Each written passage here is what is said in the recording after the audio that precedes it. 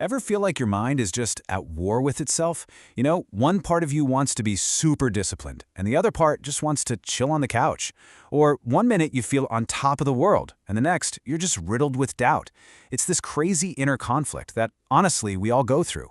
But what if I told you there's a map, a way to actually understand that internal landscape? Okay, so how in the world do we make sense of that inner war? Well, that's what we're diving into today. We're going to explore this incredible framework called the architecture of being. Now think of it like a blueprint for your own consciousness, a way to see the actual structure of your inner world, drawing from wisdom that's been around forever. And look, this isn't just some dusty old philosophy, it's a real, practical map for navigating that inner battlefield. All right, so where do we even begin? Now, you might think, okay, to understand the mind, let's start with the mind. Makes sense, right? But that's kind of like trying to understand a reflection in a lake without ever looking up at the moon that's causing it. To really truly get what's going on inside, we have to go bigger. We have to start at the source of, well, everything. At the very foundation of this whole map is this idea of the absolute. And let's get one thing straight right away. This is not some old man with a beard up in the clouds. Not at all. A better way to think about it is like the silent, invisible field that everything, and I mean everything, from galaxies down to our own thoughts, just springs out of. It's truth with a capital T. Not a bunch of facts, but the actual fundamental reality of being itself. Now this is where it really flips everything we think we know on its head. This quote here says it all, really. We usually think our minds are these little tools that go out and find or grasp truth, right?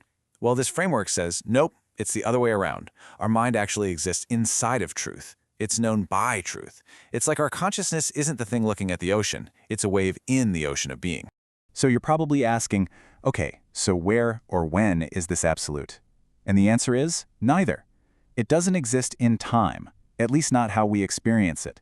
It exists in what's called eternity. And this is super important to get. Eternity is not just time stretching on forever and ever. It's the total absence of time. It's a state where past, present, and future are all happening at once, in one single, perfect now. So the big question is, how do we, our individual minds, come out of this timeless, formless absolute? Well, this isn't a story that happens over time. It's more like a logical flow. Think of it like this. First, you have the invisible spirit. That's just pure, undivided being. Then, when you think of that being as a source, a giver, that's the Father. And from that source, what emerges? The first man. Now hold on, this isn't a literal guy. It's the original blueprint, the OG archetype for what it means to be a self-aware consciousness. And right there, inside that original blueprint for consciousness, that's where we find the source of that inner war we were talking about. It turns out the blueprint itself contains two fundamentally different, even opposing ways of being. Two models for how a mind can actually work. And this, right here, is where it gets really personal. This is the whole ball game for us. Because in every single moment, whether we realize it or not, we're making a choice. We're choosing between these two ways of being, the fragmented self or the integrated self. Are we living from a place that's all broken up, or are we moving towards being whole? Okay, let's break this down. On the one hand, you have the Adamic model. The best way to think of this is like the moon. It's beautiful, but it doesn't have its own light, right? It just reflects the sun. So its perception is divided, it's always looking for truth outside of itself, and its will can get disconnected from what's really true. But then you've got the Christological model. This is the sun. It shines with its own light, its perception is unified, it doesn't seek truth, it knows truth as its own identity. And its will is perfectly in sync with that truth. See the difference? Reflector versus source.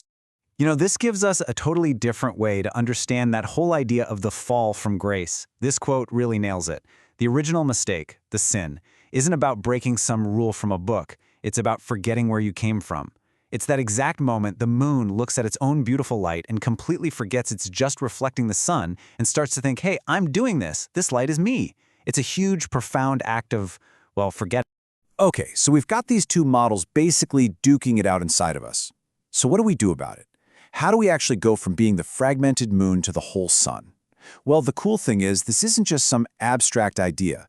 It's a map for a real psychological journey, a transformation that literally any of us can decide to take. So where are we headed on this journey? The destination is something we can call I am consciousness. Think about it. Before you say, I am a doctor, or I am a student, or I am tired, or I am anything, there's just that pure, simple, silent awareness of I am. That's it.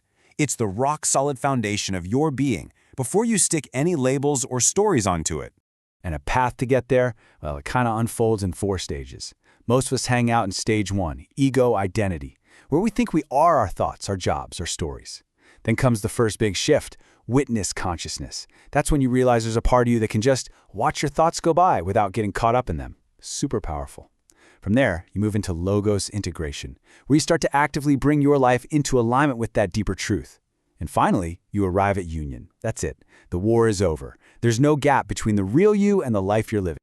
And I really have to stress this next point because it's so important. This journey is not about destroying your ego or getting rid of your mind.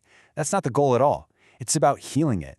It's about taking the mind from this fragmented, chaotic state and turning it into a beautiful, clear instrument that can perfectly express the truth and love of who you really are.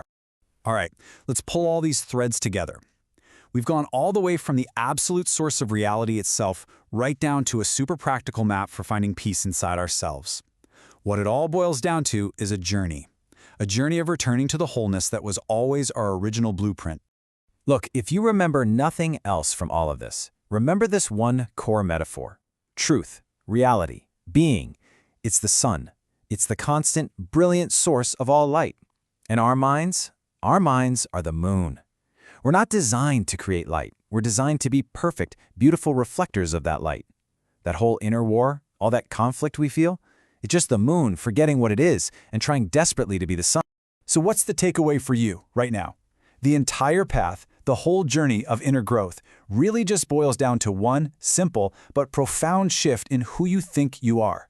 It's about letting go of all those little limited labels of I am this and I am that, and just learning to rest in that vast, quiet, incredibly powerful presence of simply I am. And in the end, what does this whole map really show us? It shows us that this journey isn't about becoming some new, better person. It's not about achieving some far-off spiritual state that you don't have right now. No, the entire journey is just an act of remembering. It's the remembrance of the wholeness, the light, and the incredible being that you always and eternally are.